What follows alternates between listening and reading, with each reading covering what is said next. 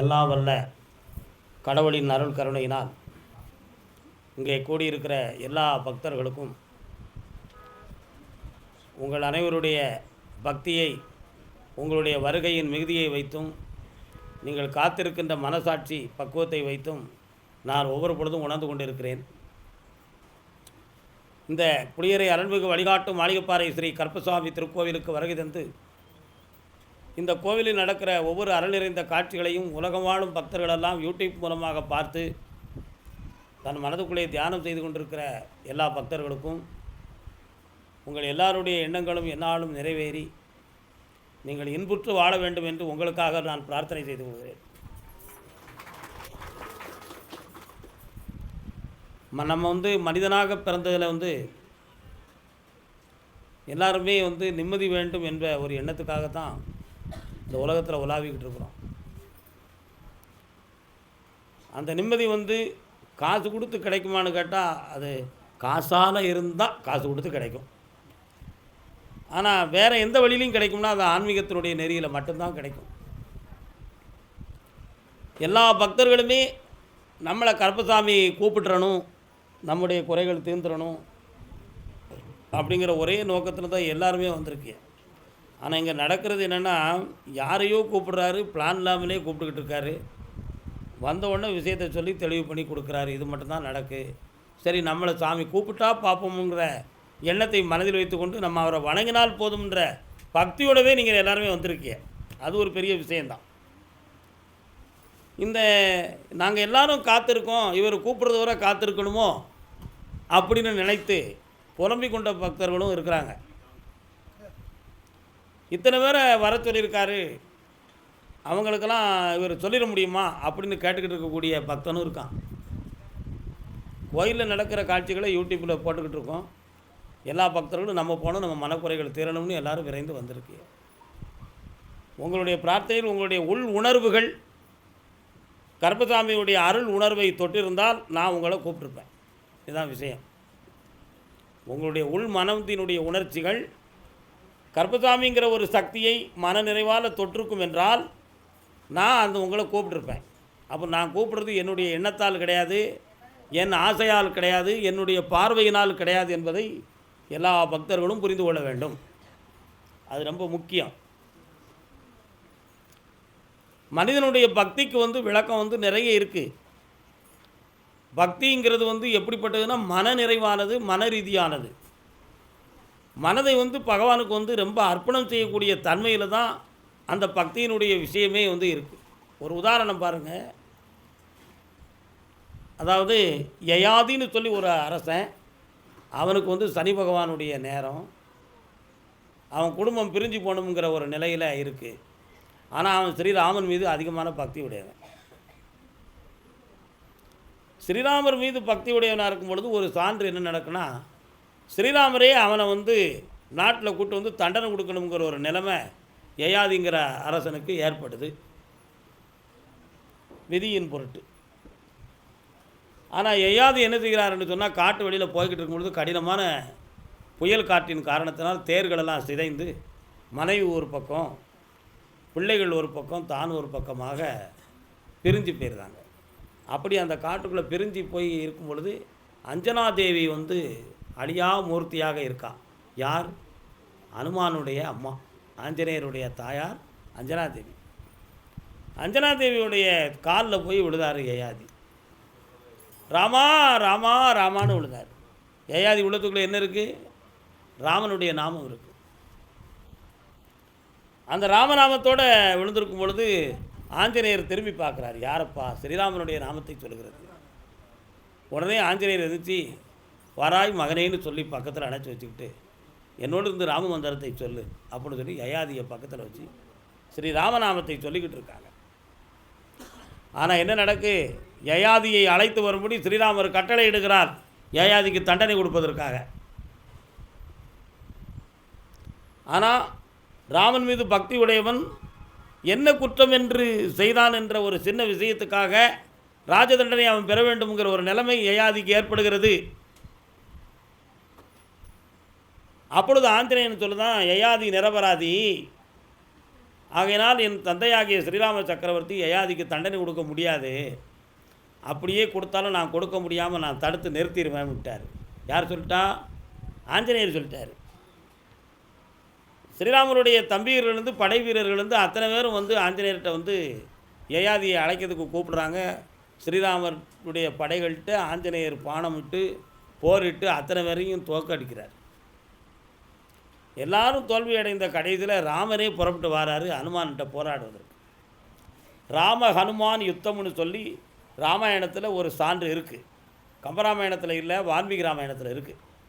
அதை துளசிதாசர் தன்னுடைய ராமாயணத்தில் ஒரு காட்சி படலமாக ஒரு குறிப்பிட்ட கதைகள் வரை நமக்கு வந்து எழுதி நமக்கு கொடுத்துருக்குறாங்க. இந்த ராமனுக்கும் ஹனுமானுக்கும் யுத்தம் வந்துச்சுன்னு சொன்னால் அது ஒரு பெரிய அதிசயமாச்சே. ராம பக்தன் அல்லவா, எப்படி ஹனுமான் ராமர்கிட்ட யுத்தம் பண்ணுவார், அது நடக்குமா அப்படின்னு நம்மெல்லாம் நினச்சிக்கிட்டு இருக்கிறோம். ஒரு முறை ஒரு எக்ஸாம்பிள், ஒரு எடுத்துக்காட்டு என்னென்னா, சீதையை ராவண தேசமாகிய லங்கை மாநகரத்திலிருந்து மீட்டி கொண்டு வந்து கிட்கிந்தை படலத்தில் இருந்து கடந்து அயோத்தி மாநகரத்தை அடைந்து எல்லாரும் இருக்கும் பொழுது ஸ்ரீராமருடைய காலில் ஆஞ்சநேயர் விழுந்தார். அப்படி விழுந்திருக்கும் பொழுது சீதாதேவி என்ன செய்தானா, தன்னிடம் இருக்கக்கூடிய முத்து மாலையை கலத்தி ஹனுமானுடைய கழுத்தில், மகனே நீ சிரஞ்சீவியாக இருப்பாய் அப்படின்னு மாலையை சூட்டினாள். அந்த மாலையை படார்னு கலத்தினார் ஆஞ்சநேயர். ஒவ்வொரு முத்துக்களாக பார்த்தார். பார்த்து பார்த்து கடித்து கடித்து கடித்து உடச்சி போட்டார். சீதாதேவிக்கு கோபம் வரல, சிந்தனை வந்தது. என்ன, நம்ம பிள்ளைக்கு இந்த மாலையை நம்ம கொடுத்தோம், அதை அவன் வந்து ஏற்றுக்கொள்ளாமல் கடித்து உதறுகிறானே, என்ன காரணமாக இருக்கும், உதாசீனப்படுத்தவில்லை, எதையோ உற்று நோக்குகிறானே என்ற ஒரு சிந்தனை சீதாதேவியுடைய மனசில் வந்துச்சு. இதெல்லாம் நீங்கள் வந்து பார்த்துருக்க மாட்டீங்க. நான் ராமாயணத்தில் உள்ள உள் ரொம்ப ஆழமாக போனதுனால இந்த சான்றுகளை நான் உங்களுக்கு சொல்லிக்கிட்டு இருக்கேன். ஆஞ்சநேயா, உனக்கு நான் கொடுத்த மாலை சக்தி வாய்ந்ததப்பா.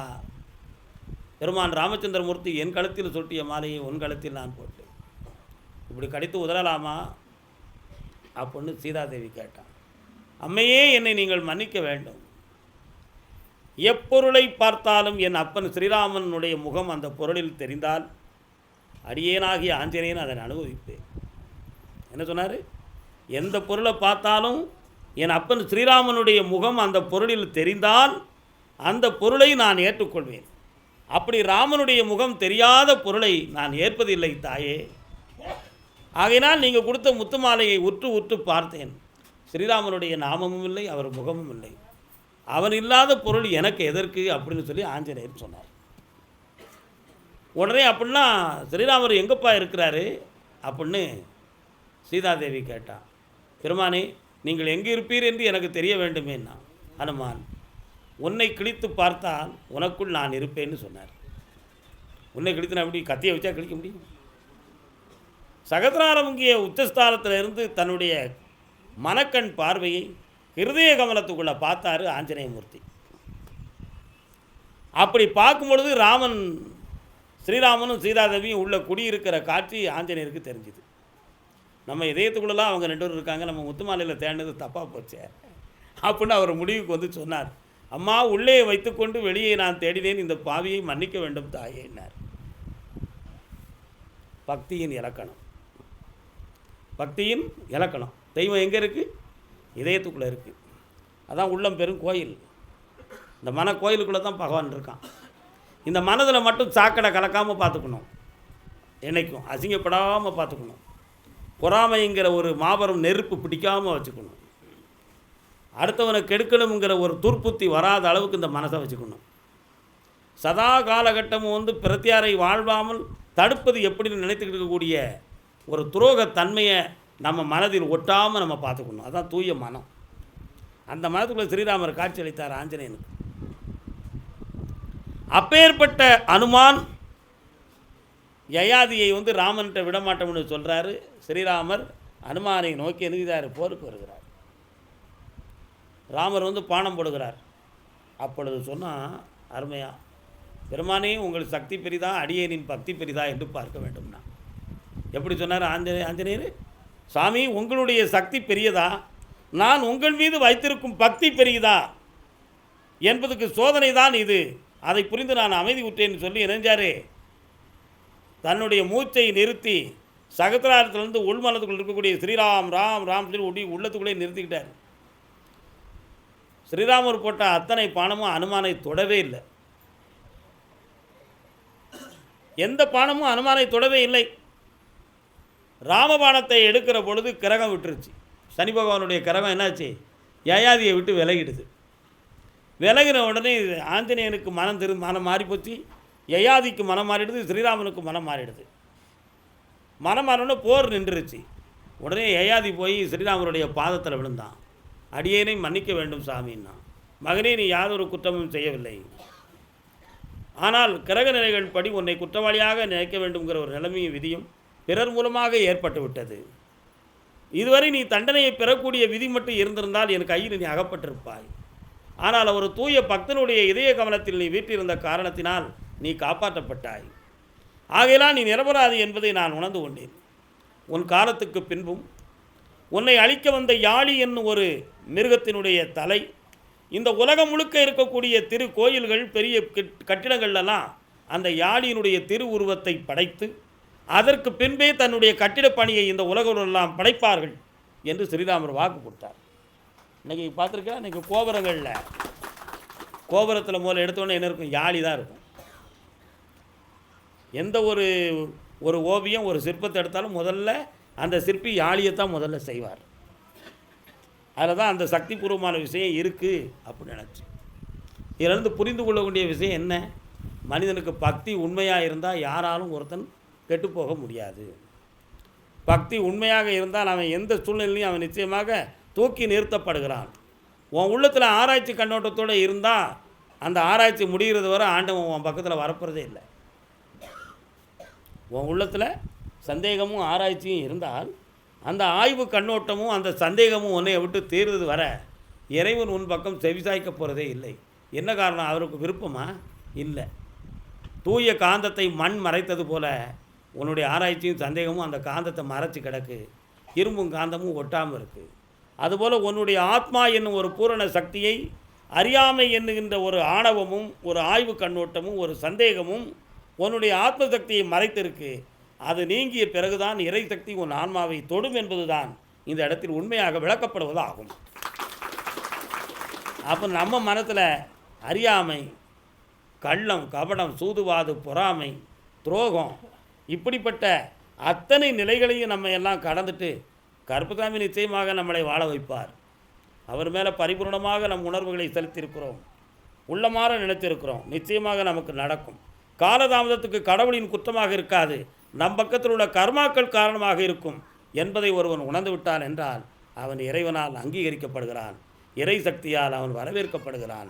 இறைவனுடைய அருள் கருணை அவன் ஆன்மாவையத்தோட காத்திருக்கிறது என்பது உண்மையாக இருக்கும். ஆகையினால் உங்கள் எல்லாருடைய மனதிலும் பகவான் குடியிருக்கிறான். உங்கள் மனமே இறைவன் திகழும் கோயில், என் மனமும் அப்படியே. ஆகையினால் மாசில்லாத மனம்தான் ஈசனின் கோயில் என்று உணர்ந்து அருள்வாக்கை தொடங்குவோம், புண்ணியமடைவோம் என்று வாழ்த்துவோம். மாளிகைப்பாறை கருப்பசாமி, மயில்வாகனத்தில் வந்த முருகா, வேலவா என் குருநாதரே, பாண்டிச்சித்திரே, என்னோடு